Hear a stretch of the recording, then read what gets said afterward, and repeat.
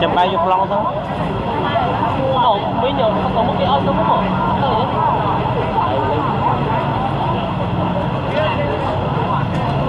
chọn cái chọn này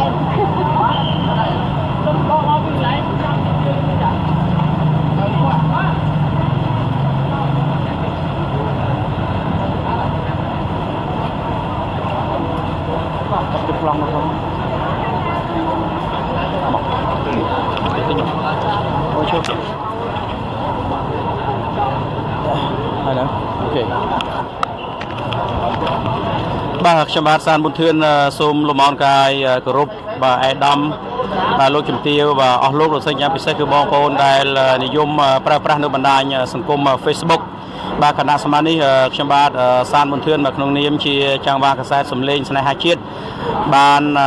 មកចូលរួមបាទត្រូវបានចូលរួមបាទត្រូវបានការអញ្ជើញចូលរួមនៅក្នុងកម្មវិធីសន្និបាតប្រចាំឆ្នាំបាទរវាងអ្នកសារព័ត៌មានបាទជាតិនិងអន្តរជាតិបាទហើយទាំងសារព័ត៌មានរិះគន់រដ្ឋាភិបាលហើយនិងទាំងសារព័ត៌មានដែលគ្រប់គ្រងរដ្ឋាភិបាលហើយយើងឃើញថាតាមរបាយការណ៍យោងតាមរបាយការណ៍របស់បាទមន្ត្រីជាន់ខ្ពស់របស់ក្រសួងព័ត៌មានបានឲ្យដឹងថាអ្នកសារព័ត៌មានជាតិនិងអន្តរជាតិប្រមាណជាង 3000 នាក់បាទនៅក្នុងនោះមានមន្ទីរព័ត៌មានតាមបណ្ដាខេត្តក្រុង25ខេត្តក្នុងរាជធានីទូទាំងប្រទេសកម្ពុជាហើយយើងឃើញថាអ្នកសារព័ត៌មានជាតិនិងអន្តរជាតិបាទមានន័យថាឆ្នាំមិញឆ្នាំទៅមិញយើងធ្វើនៅ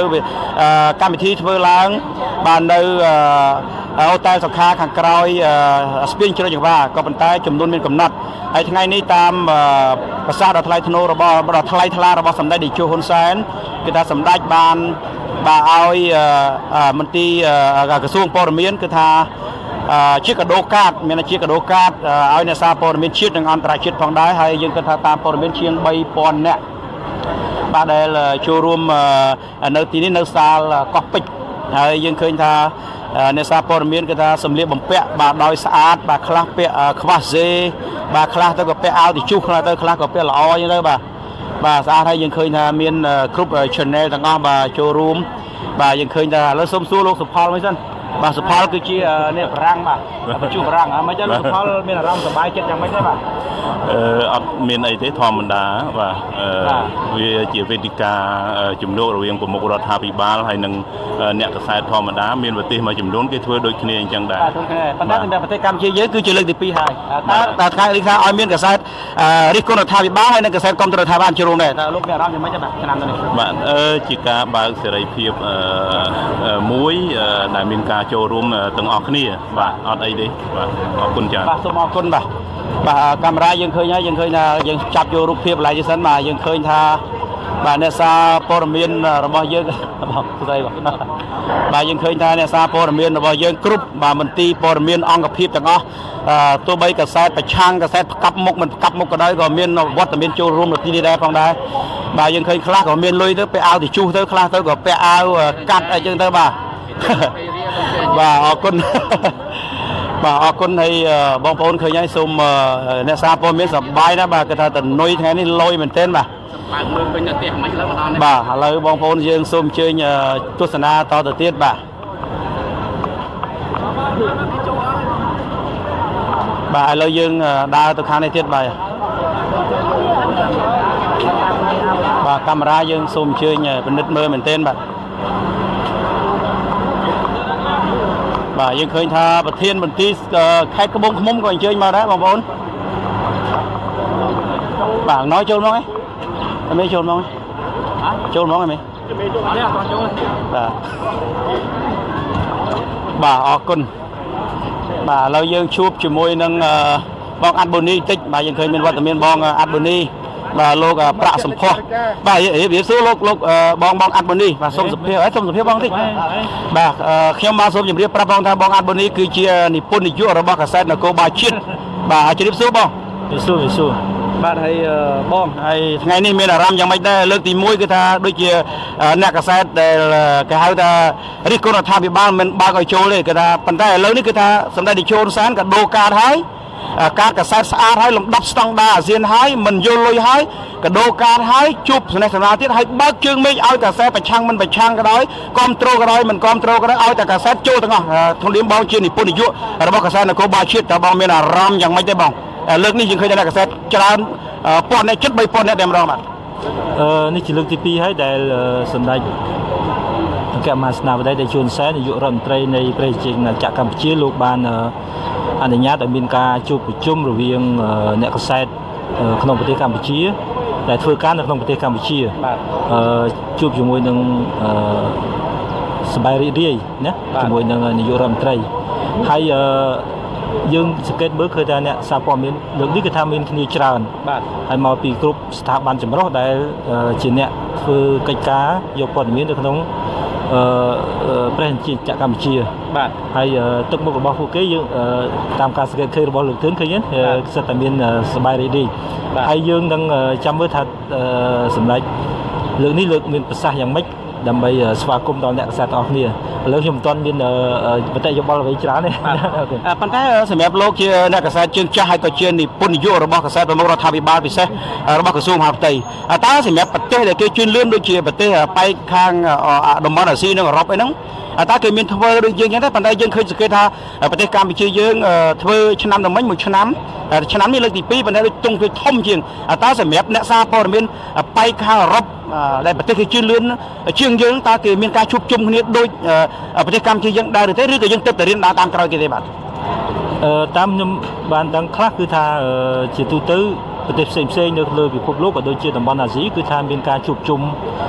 រវាងមេដឹកនាំជាមួយនឹងអ្នកសារព័ត៌មានដែរប៉ុន្តែมันមានភាពធំដុំដូចប្រទេសកម្ពុជាយើងទេបាទបាទចុះបងចង់សួរថាវិស័យសារព័ត៌មានសម្រាប់ប្រៀបធៀបនៅតំបន់អាស៊ានហើយនៅប្រទេសកម្ពុជាយ៉ាងម៉េចដែរលោកអាត់បូនីបាទតាមការវិតម្លៃរបស់ស្ថាប័នដែលគេបានធ្វើការត្រួតពិនិត្យអំពីសេរីភាពសារព័ត៌មាននៅលើពិភពលោកគឺគេបានវាតម្លៃឲ្យដូចឆ្នាំមុនក៏ដូចជាឆ្នាំនេះគឺប្រទេសកម្ពុជាស្ថិតក្នុងលំដាប់ប្រទេសដែលមានសេរីភាពផ្នែកសារព័ត៌មានប្រសើរបាទប្រសើរបាទចុងក្រោយបងមានសារអ្វីសម្រាប់ដល់បងប្អូនប្រជាជនខ្មែរទាំងក្នុងនិងក្រៅប្រទេសទេដែលជាសារមួយសម្រាប់អតិថិជនវិស័យសារព័ត៌មាននៅប្រទេសកម្ពុជាបាទ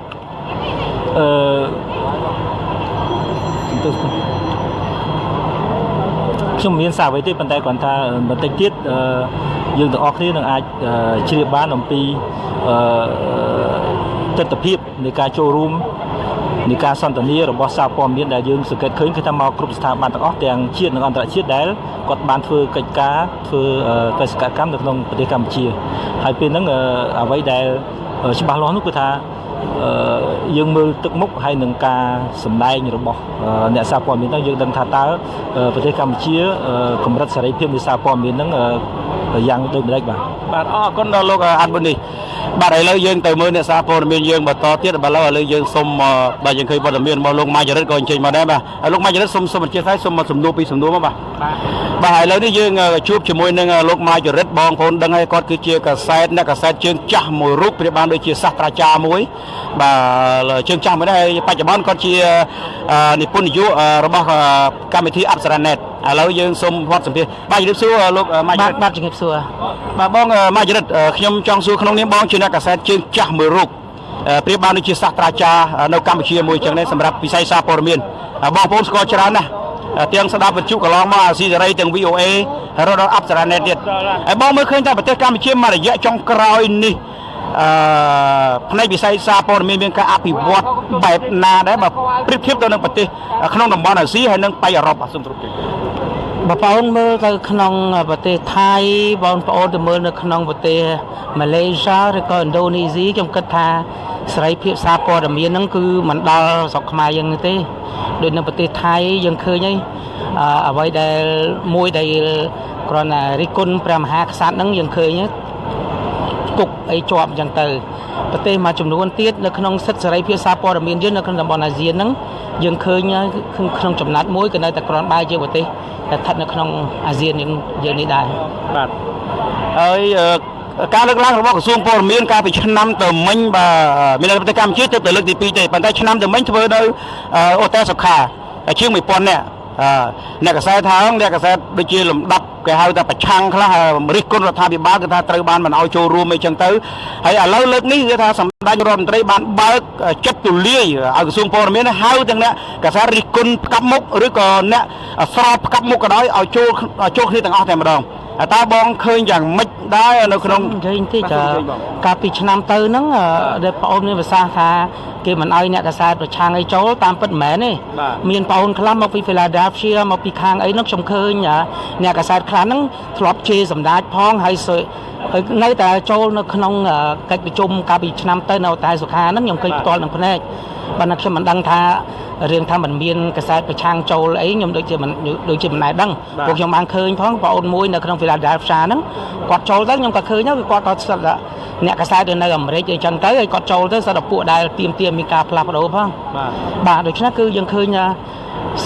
សេរីភាពពីកសែតយើងឃើញភាពវិវត្តពីមួយឆ្នាំទៅមួយឆ្នាំហើយយើងទទួលស្គាល់ថាមានអ្នកកសែតយើងមួយចំនួនទៀតដែលគាត់មិនបានធ្វើដំណើរស្របទៅនឹង international standard តាមស្តង់ដាររបស់កសែតទេនិយាយចឹងណាបាទក៏ប៉ុន្តែមានកសែតយើងច្រើនមួយទៀតកំពុងតែធ្វើដំណើរទៅហើយកន្លែងនេះហើយដែលយើងឃើញថាកសែតកំពុងតែធ្វើដំណើរទៅមុខជាពិសេសនៅពេលដែលយើងចូលអាស៊ាននេះតែម្ដងហើយពីមុនយើងឃើញពីមុនការសរសេរព័ត៌មាននិយាយព័ត៌មានដាក់ការសម្លេងរបស់គណៈបពប្រឆាំងអត់បានផងតែឥឡូវកសែតទូទស្សន៍ដតីដូចខាងខ្ញុំអីចឹងទូទស្សន៍ដាក់មានប្រសាសន៍របស់លោកសំរងស៊ីបើលោកកឹមសុខារបស់មេដឹកនាំប្រឆាំងគឺថាគេអត់មានបញ្ហាអ្វីមួយទេបានន័យថាមានការវិវត្តទៅមុខចឹងគឺធ្វើយ៉ាងម៉េចឲ្យវាទានថាបើមានរឿងអ្វីដែលកើតឡើងឲ្យវា balance ទាំងពីរសារបាទតែថ្មីនេះខ្ញុំស្ដាប់កសែតមួយដ៏ល្បីនៅប្រទេសកម្ពុជាជាទីពេញនិយមរបស់ជាប្រវត្តិគឺវិទ្យុអាស៊ីសេរីតាមប្រសាសន៍របស់ប្អូនម្នាក់ដែលជាអ្នកសារកសែតខ្មែរថែមលោកបានលើកឡើងនៅក្នុងវិទ្យុអាស៊ីសេរីថាលោកឆ្នាំនេះមិនបានចូលរួមជួយជួបជាមួយរដ្ឋាភិបាលជាពិសេសសម្ដេចនាយកហ៊ុនសែនទេតែក៏លើកឧទាហរណ៍គាត់ថាក៏លើកឧទាហរណ៍ថាមូលហេតុគាត់សំណូមពរតែចង់ឲ្យសម្ដេចនាយកហ៊ុនសែនហ្នឹងគេថាមិនត្រឹមឲ្យតែអ្នកកសែតមិនចង់ឲ្យអ្នកកសែតហ្នឹងមកគ្រាន់តែអង្គុយស្ដាប់សម្ដេចនាយកហ៊ុនសែនទេត្រូវឲ្យមានគេហៅថាឲ្យអ្នកកសែតហ្នឹងថ្លែងអំពីទុកលំបាករបស់គាត់តែក្នុងការយកព័ត៌មាននេះវាជួបការលំបាកអញ្ចេះ1អញ្ចេះ2អញ្ចេះ3អញ្ចឹងតើការលើកឡើងរបស់គាត់ដែលផ្សាយនៅវិទ្យុអាស៊ីសេរីហ្នឹងតើក្នុងនាមបងកសែតជើងចាស់ហើយធ្លាប់ធ្វើនៅអាស៊ីសេរីដែរតើបងយល់យ៉ាងណាដែរបាទសូមគោរពជ័យនៅ Washington DC ក្តីហ្នឹងក្នុងមួយឆ្នាំគឺគេមានការជួបមួយអ្នកកសែតម្ដងអញ្ចឹងមានតំណាងរបស់គេឬក៏គេមិនបានយកវេទិកាហ្នឹងយកពីព្រោះមានមនុស្សរាប់ពាន់អ្នកដែលចូលរួមបើសិនជាបងអូនម្នាក់ហ្នឹងចង់ថាយករឿងអ្វីដែលកើតឡើងហ្នឹងវាទាល់តែមានសន្និសីទកសែតហើយធ្វើដូចនៅក្នុងប្រទេសកម្ពុជាហ្នឹងមិនមែនថាវាខុសពីនៅ Washington DC មិនមែនខុសពីនៅបារាំងខុសនៅពីប្រទេសដទៃណាកាលណាគេជួបមួយឆ្នាំម្ដងជាមួយអ្នកកសែតនេះគេហៅថារាត្រីសមោសរវាអ្នកកសែតជាមួយនឹងថ្នាក់ដឹកនាំបាទវាជា Gala Party វាជា Gala Party ដូច្នេះរាត្រីសមោសរហ្នឹងគេបើតាមប្រទេសដទៃគេមិនឲ្យអ្នកកសែតម្នាក់មួយនិយាយអំពីអញ្ចឹងទេដល់បើយើងចង់ធ្វើយើងបាទតែបើយើងចង់ធ្វើអញ្ចឹងយើងធ្វើជាក្នុង press conference វិញព្រោះនេះវាតាមចាំបាច់ហ្នឹងគឺគេហៅថា Gala Party រវាងថ្នាក់ដឹកនាំជាមួយអ្នកកសែតបាទអរគុណដល់ធ្លាប់ចូលដែរនៅក្នុង Gala Party ជាមួយនឹងប្រធានាធិបតីនៅអាមេរិកហ្នឹងដូចជាមួយការលោក Bill Clinton អញ្ចឹងណាក៏ខ្ញុំធ្លាប់ចូលអញ្ចឹងដែរក៏ប៉ុន្តែដូចមិនដែលមាននរណាគេលើកឡើងពីបញ្ហាអញ្ចឹងទេសហរដ្ឋអាមេរិកផងហ្នឹងអរគុណបងហើយពេលដែលបងឃើញទស្សនវិជ្ជាផ្ទាល់យើងឃើញថាអ្នកកសែតសម្លៀកបំពាក់ដោយស្អាតបាតមែនទែន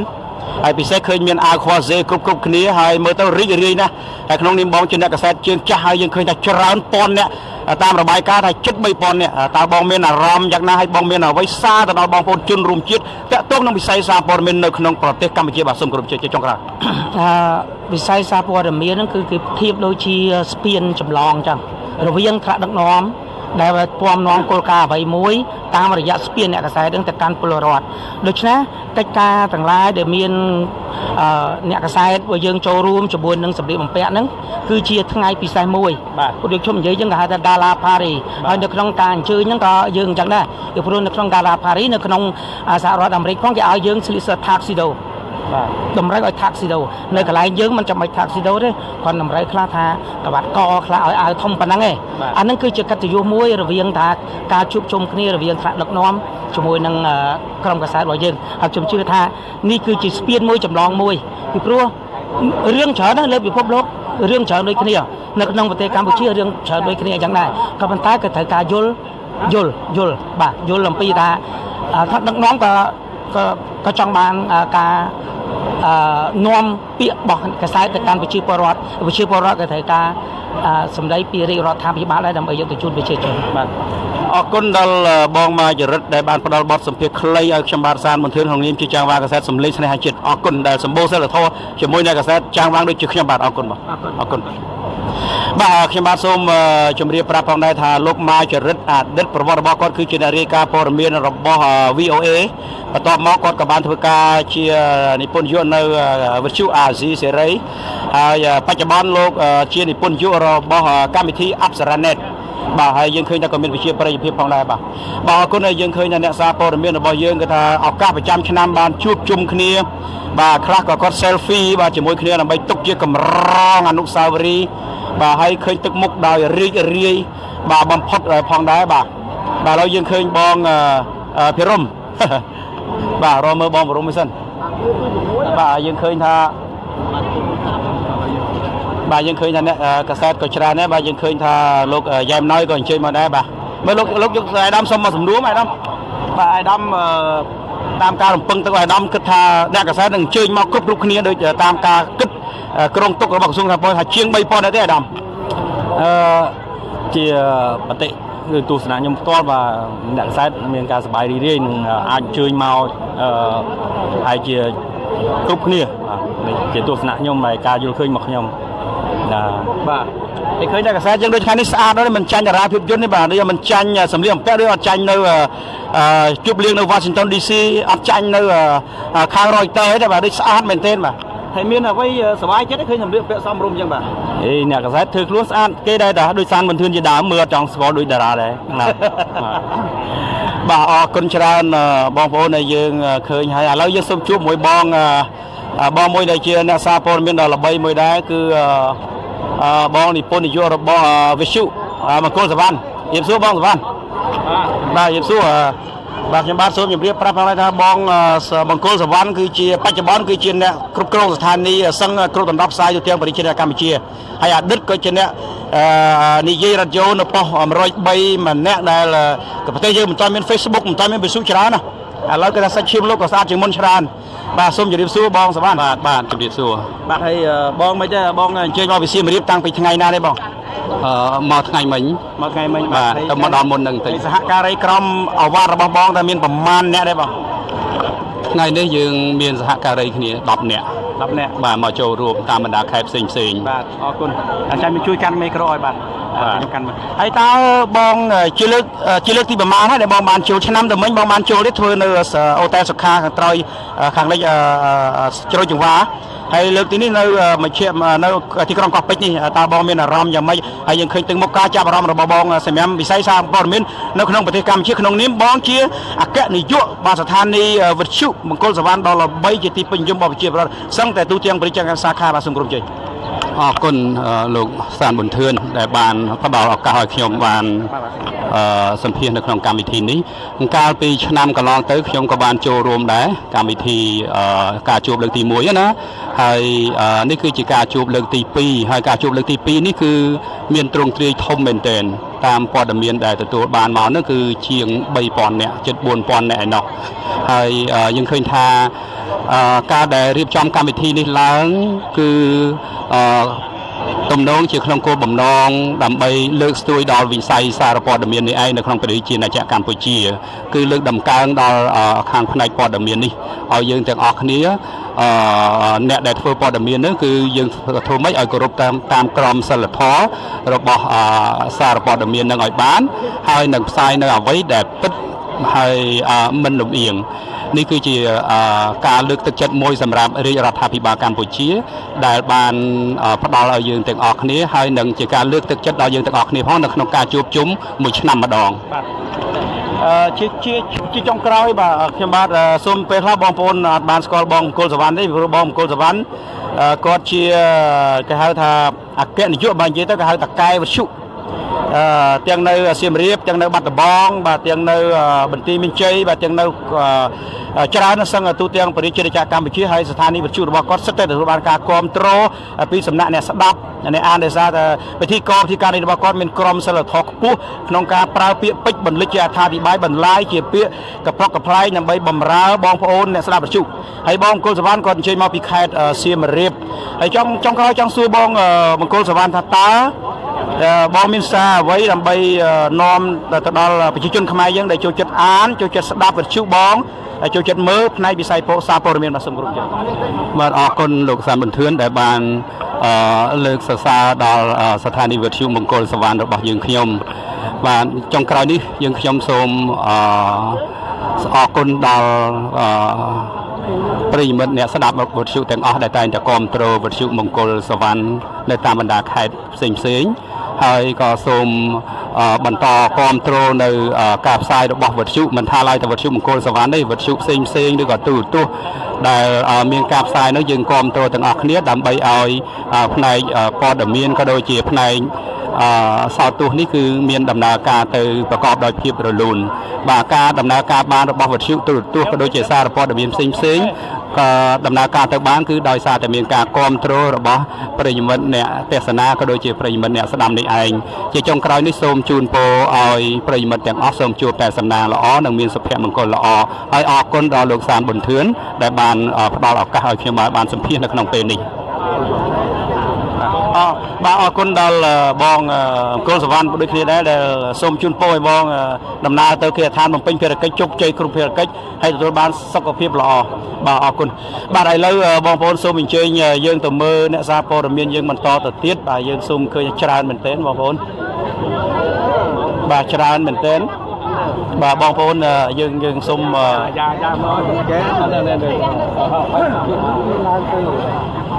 បាទបងប្អូនយើងឃើញហើយអ្នកសារព័ត៌មានយើងច្រើនមែនទែនបងប្អូនកាមេរ៉ាម៉ានអាចបែរទៅខាងនោះបាទយើងឃើញច្រើនមែនទែនបងប្អូន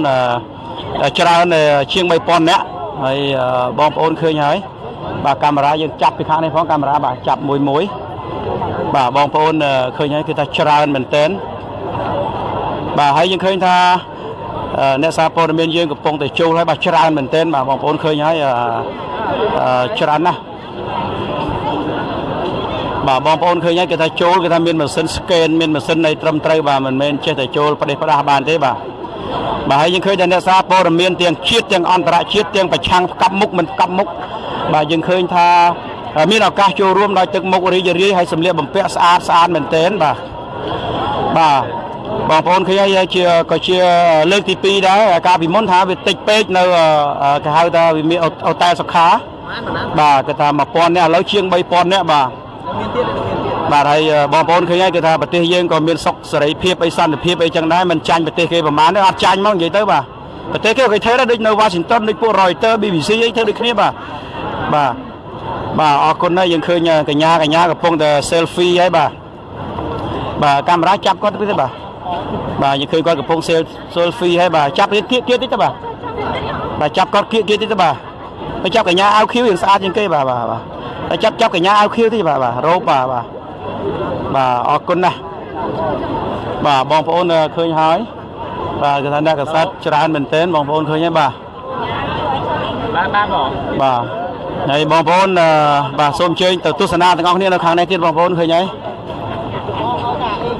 បាទច្រើនណាស់បងប្អូនគឺថាចូលពីច្រកកាមេរ៉ាកុំចាប់សាមទៀតចាប់ទៅខាងនោះបានបាទបងប្អូនឃើញច្រើនណាស់បាទទឹកមុខអ្នកកសែតសប្បាយរីករាយណាស់បាទគឺថា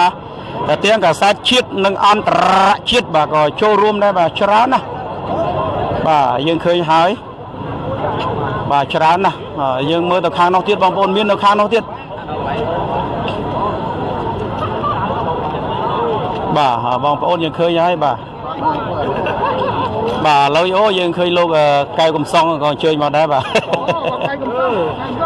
បងរៀបសួរបងសុំបងមកសំណួរបាទបងនេះគឺលោកកែវកំសងបាទគឺជាកែវកំសងបាទគឺជានិពន្ធនាយកកាសែតភ្នំពេញប៉ុស្តិ៍ បាទជាកសែតមួយដល់13ហើយកាត់ចិត្តកសែតមួយដែលរិះគន់រដ្ឋាភិបាលមិនសំចៃមកដែរបាទឥឡូវមានឱកាសចូលបាទសួរលោកកែកំសុងបាទជំរាបសួរបាទក្នុងលៀបខ្ញុំលោកជាអគ្គនាយករបស់កសែតនិពន្ធនាយកកសែតភ្នំពេញប៉ុស្តិ៍ជាកសែតមួយគេហៅថាកសែតលំដាប់អន្តរជាតិបាទទទួលការអ្នកអានទាំងជាតិនិងអន្តរជាតិហើយតើការចាប់អារម្មណ៍របស់បងមានអារម្មណ៍យ៉ាងម៉េចដែរពេលដែលគេថាបើកឲ្យអ្នកកសែតរិះគន់រដ្ឋាភិបាលក៏មានឱកាសសំណេះសំណាលជួបvớiសម្លេងជូនសែនហើយកសែតដែលឯកជំនរដ្ឋាភិបាលគេហៅកសែតត្រូពងហើយលើកនិយាយណាបាទក៏អាចបានទៅយល់យ៉ាងម៉េចដែរលោកកែកំសុង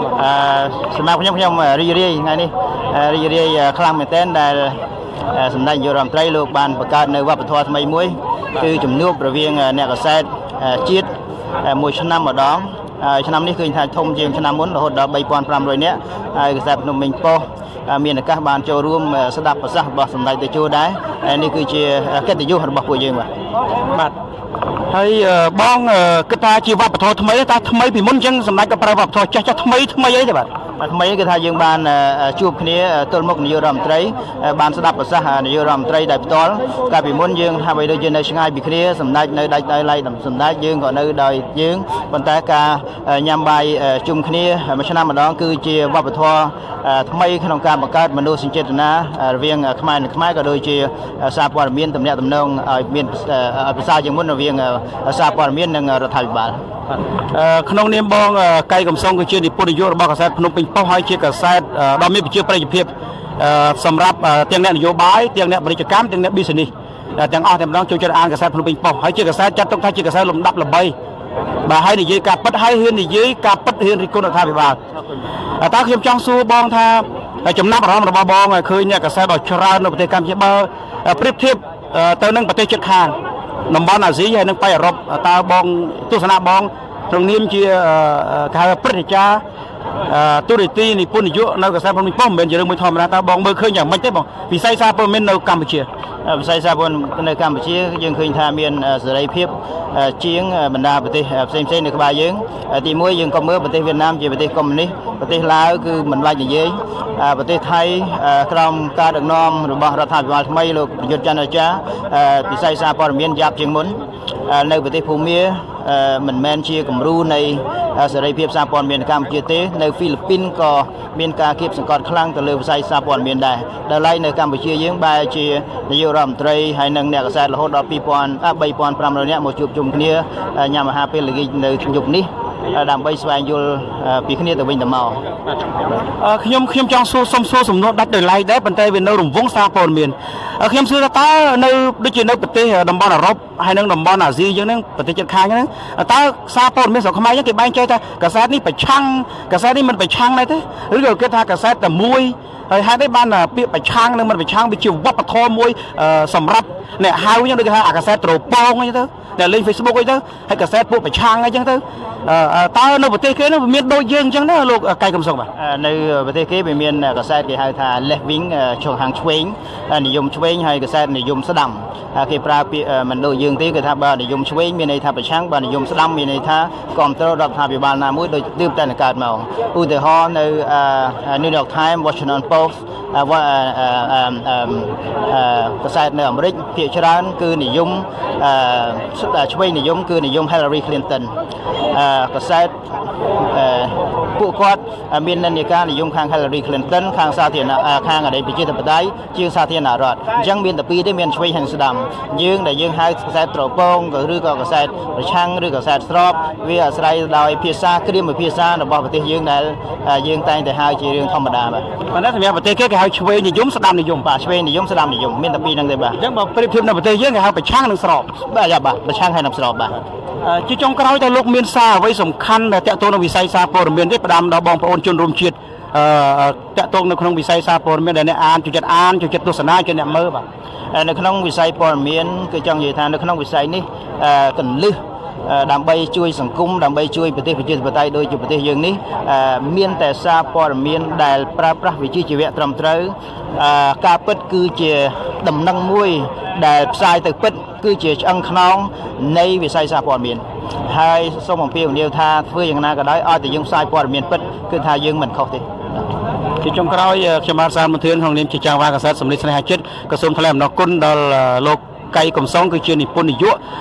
កសែតលំដាប់អន្តរជាតិនៅក្នុងប្រទេសកម្ពុជាដែលសម្បូរសិលធម៌ផ្ដល់បទសម្ភាសន៍ខ្លីតាក់ទងនឹងវិស័យសារព័ត៌មាននៅកម្ពុជាអរគុណជូនពរឲ្យលោកសុខភាពល្អសូមអរគុណបាទសូមអរគុណបាទអរគុណបងប្អូនបន្ទាប់ពីបានស្ដាប់ប្រសាសន៍ដ៏មានអត្ថន័យអត្ថរសរបស់និពន្ធនាយកបាទគឺលោកកៃកំសងហើយយើងឃើញថាអ្នកសារព័ត៌មានយើងប៉ុន្តែខ្ញុំសុភាសជាមួយអ្នកដែលបទពិសោធន៍ជើងចាស់ដូចជាលោកម៉ាចរិតបាទដូចជាលោកកៃកំសងបាទដូចជាលោកអាត់បូនីសិទ្ធិអ្នកកសែតជើងចាស់ហើយប្រៀបបានដូចជាសាស្ត្រាចារ្យជាជំរុកមួយសម្រាប់ឲ្យអ្នកសារព័ត៌មានចង់ខ្លាយខ្លួនជាអ្នកសារព័ត៌មានទេខ្ញុំច្បិចយកតែអ្នកសំខាន់ទេបាទឥឡូវយើងសូមអញ្ជើញទៅមើលទៀតខាងនោះទៀតបាទ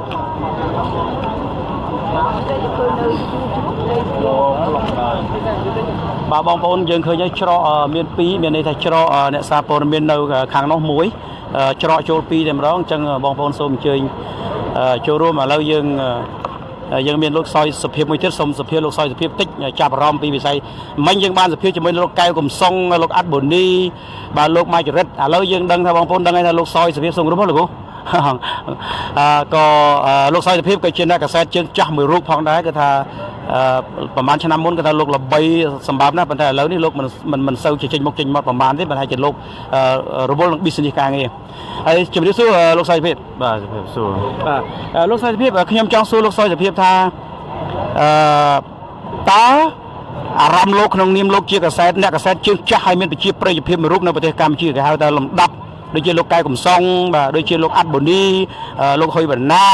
ដូចជាលំដាប់លោក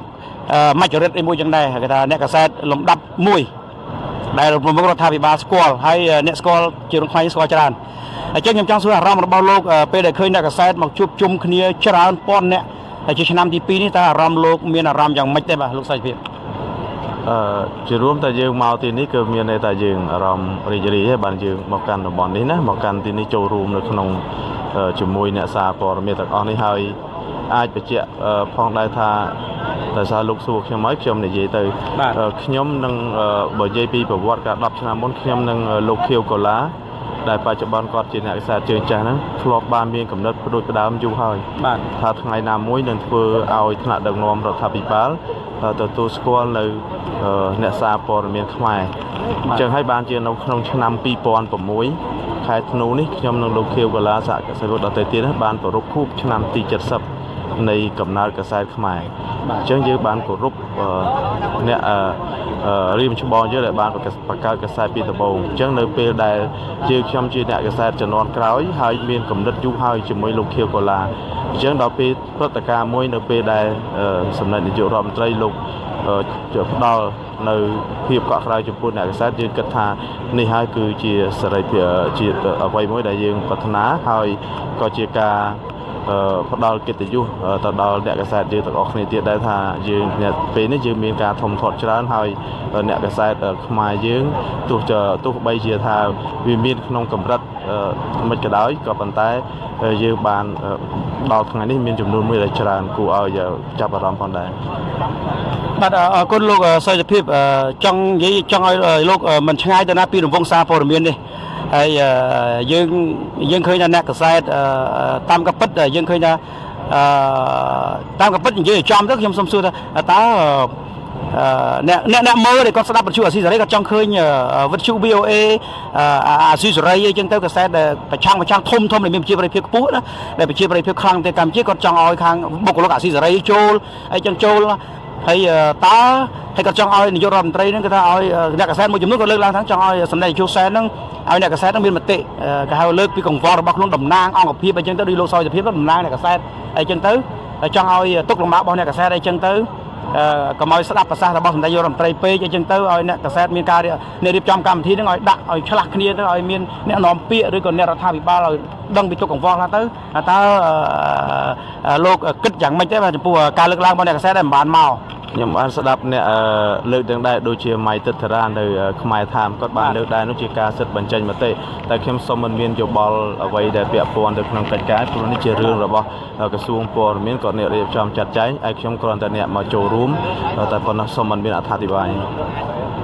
បាទឥឡូវនេះគឺថាបងប្អូនមើលច្រើនមែនទែនលោកសយសុភាពហើយអញ្ចឹងខ្ញុំចង់សួរថាតើលោក មានចំណាប់អារម្មណ៍អ្វីសម្រាប់ព្រឹត្តិការណ៍ថ្ងៃនេះដែលជាឆ្នាំទី2តើបើប្រៀបធៀបនឹងប្រទេសជិតខាងលោកធ្លាប់ទៅបែកអឺរ៉ុបច្រើនអញ្ចឹងតើលោកគិតថា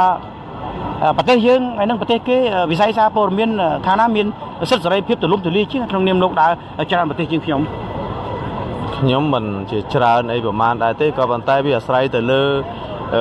ការវិនិច្ឆ័យគណៈទស្សនាទេណាក៏ប៉ុន្តែសម្រាប់ខ្ញុំផ្ទាល់យើងគិតថាពីក្រោយ93ឬក៏ក្រោយ79អ្នកកសែតសេះសល់តិចហើយក្រោយ93ខ្ញុំដែលជាអ្នកក្មេងចំនួនក្រោយ93កាល93ខ្ញុំអត់ទាន់ចេះទៅសេកសែតក៏ប៉ុន្តែថ្ងៃនេះខ្ញុំបានថ្លែងទៅជាអ្នកដឹកនាំអង្គភាពទូចមួយហើយបណ្ដោះបណ្ដាលក្មេងចំនួនក្រោយបានច្រើនដូច្នេះសូមឲ្យគេធ្វើការវិនិច្ឆ័យដល់ខ្លួនឯងចុះអានេះខ្ញុំមិននិយាយតែខ្លួនឯងទេព្រោះតែខ្ញុំបានរួមចំណែកនៅក្នុង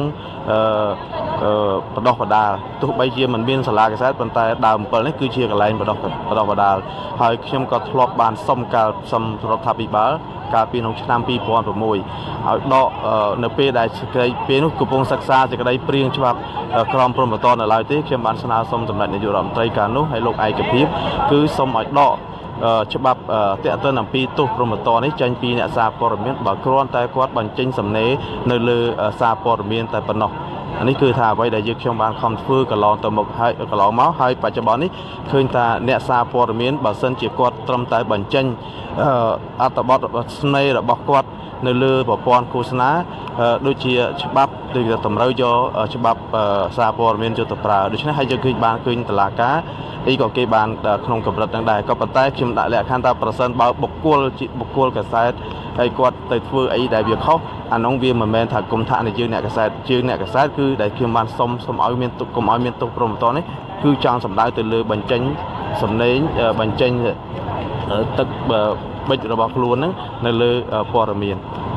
បាទជាចុងក្រោយតើលោកមានអ្វីបន្ថែមជាងនឹងទេដែលខ្ញុំមិននឹកឃើញសំណួរហើយលោកសោយសុភាពចង់លើក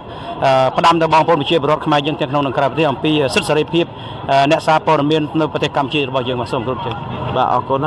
យើងត្រូវធ្វើអីមួយយើងត្រូវសិទ្ធិសេរីភាពរបស់យើងមានដែនកំណត់យើងត្រូវគោរពសិទ្ធិអ្នកដទៃផងដែរ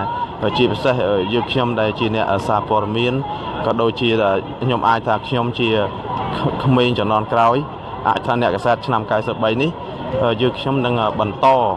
ខិតខំទៅលើសមរភូមិព័ត៌មាននេះតទៅទៀតជាពិសេសគឺយើងខ្លួនខ្ញុំផ្ទាល់តែងតែបណ្ដុះបណ្ដាលតែផ្ដល់ចំណេះដឹងផ្ដល់ការរៀនសូត្រដល់ក្មេងជំនាន់ក្រោយហើយយើងទៅបន្តទៅទៀតពីព្រោះគេជួយយើងបានវាដល់ណាយើងជួយខ្លួនឯងដែរអញ្ចឹងខ្ញុំអំពាវនាវឲ្យយើងប្រកាន់យកនៅក្រមសីលធម៌វិជ្ជាជីវៈដើម្បីឲ្យយើងបានដល់សម្រេចដល់គោលដៅអរគុណដល់លោកសោយសុភាពដែលសម្បូរសិលធម៌ឲ្យខ្ញុំបាទធ្វើជាកិច្ចសម្ភាសខ្លីមួយបាទតាក់ទងទៅនឹងរង្វង់វិស័យសារព័ត៌មានដែលអ្នកសារព័ត៌មានយើងជាង 3000 អ្នកបានជួបជុំគ្នាហើយក៏បើកសិទ្ធិសេរីភាពឲ្យអ្នកសារព័ត៌មានដែលរិះគន់រដ្ឋាភិបាលហើយនឹងស្របហើយបានចូលរួមជួបជុំគ្នាសំណេះសំណាលទទួលទានអាហាររួមគ្នាបើទោះបីយើងមាននិន្នាការទៅដើមទីផ្សារអ្នកអានខុសគ្នាពាណិជ្ជកម្មខុសគ្នាក៏ប៉ុន្តែយើងមានឱកាសអង្គុយតុករួមគ្នាជួបគ្នាមួយឆ្នាំម្ដងអរគុណលោកសោយសុភាពជូនពរឲ្យសុខភាពល្អបាទអរគុណបាទអរគុណបងប្អូនឃើញហើយបាទលោកសវណ្ណសុខាបាទអរគុណបាទបងប្អូនឃើញបាទរៀបសួរហេបាទតាបងឡាយតាអត់សុំថតបានសុំថតបានមកអូខេ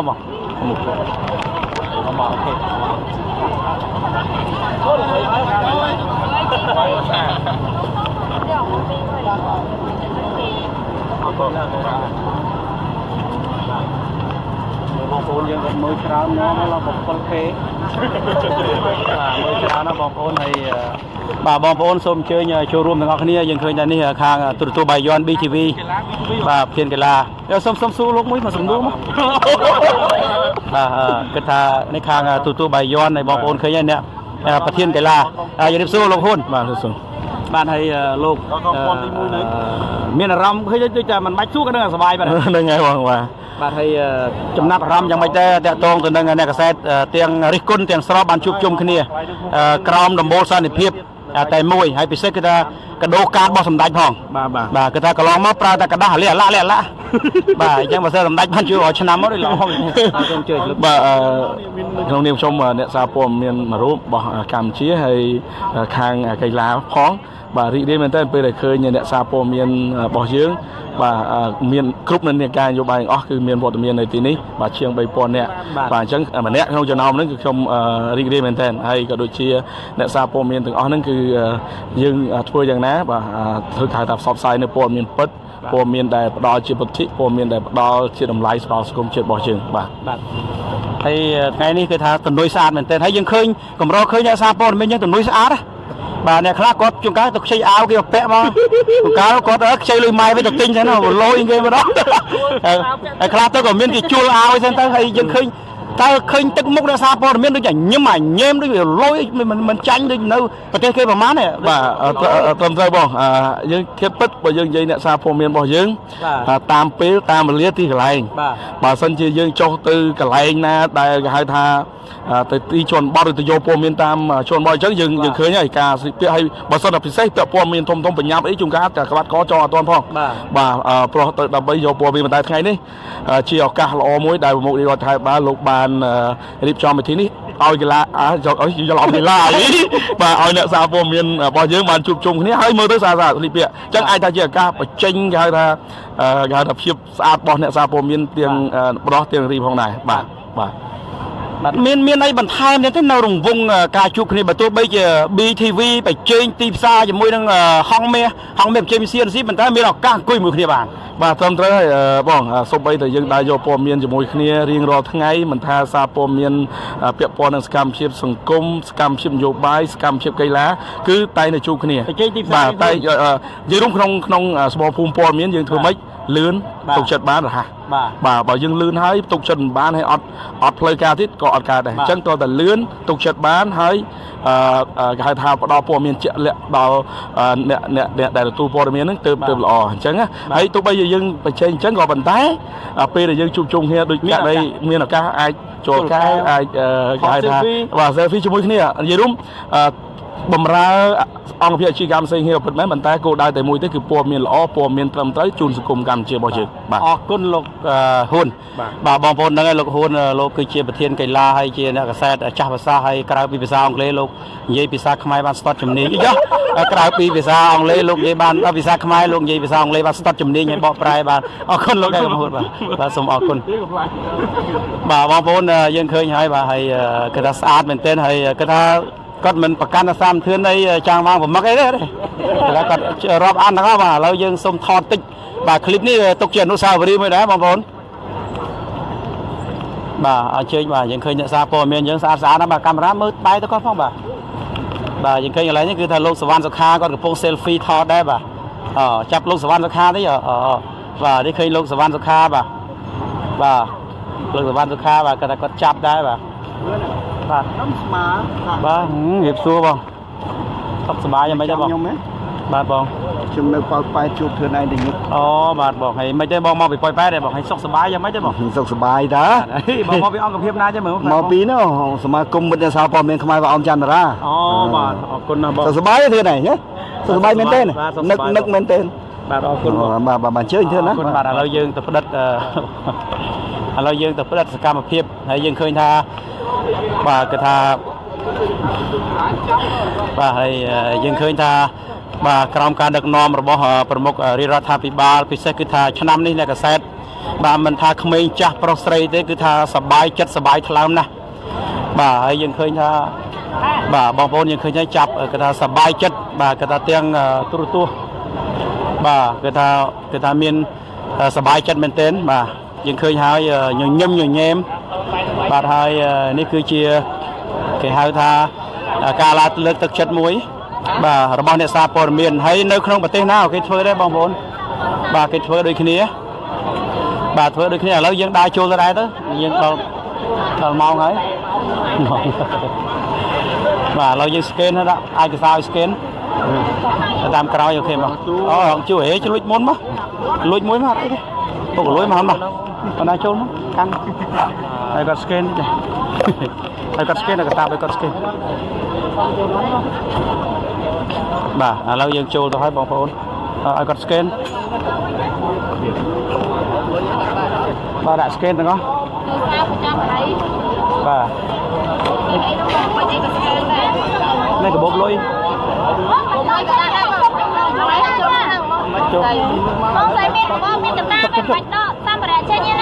ជប់ដល់អូយអាយដល់អីឲ្យយុទ្ធធរតិច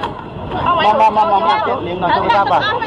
បាទអូខេបាទបងប្អូនយើងឃើញហើយគេថា scan ត្រឹមត្រូវណាបងប្អូន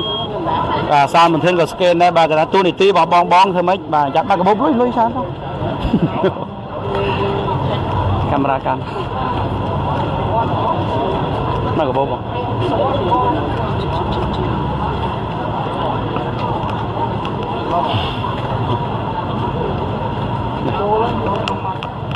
បាទអូខេបងប្អូនឃើញហើយអ្នកសារព័ត៌មានយើងច្រើនមែនទែនហើយរីករាយ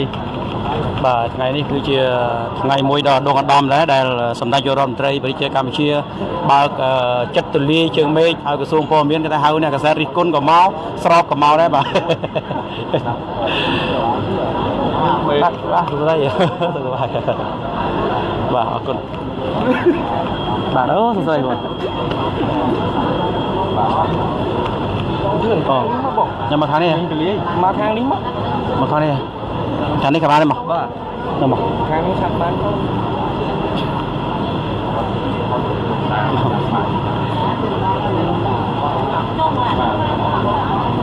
បាទលើកពោះទីបាទបងប្អូនឃើញហើយគេថាយើងមានខ្ញុំមកមួយខាងក្រសួងព័ត៌មាន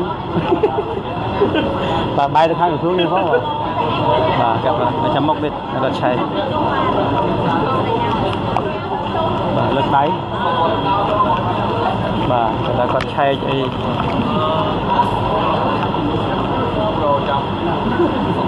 បាទបងសានបាទមេសង្រុំនេះសង្រុំនេះបាទល្បីនោះល្បីដល់បងអរគុណមេសង្រុំនេះស្អាតអត់មើលស្អាតអត់នេះបាទបាទអូខេបាទចូលនេះពេលទៅអីបងអូខេតាសុំសួរមួយបាទឥឡូវបងប្អូនគេគាត់ថាសួរតិចថាគីឡូគេអត់ឲ្យឡាយគីឡូខាងផ្សារដល់អត់ឲ្យឡាយបាទបាទបាទញ៉ែមកនេះបងអត់អីដែរចាំទៅបាទ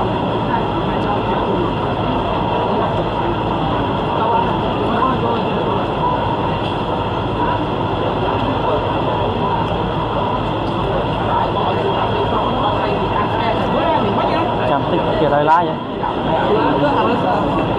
សុំអត់បានទេមានតែបងឯងខ្ញុំគេឲ្យឡាយទេបាទទេបើយើងគ្នាយើងសាច់ឈាមយើងអត់អីទេហីមិនដល់ធឿនសោះគេអត់ឲ្យចូលហេឲ្យចូលទៅឲ្យស្គិតដល់គេឲ្យការចូលហេអត់បានឲ្យចូលទេបងអញ្ចឹងហ៎បាទបងអាចបានតែឥឡូវបិទចុះបិទឡាយចុះបាទដោយសារគេឲ្យឡាយទេបងប្អូនបិទសិនបាទបងប្អូនអធិស្ឋានជួយបិទបរិយទៅ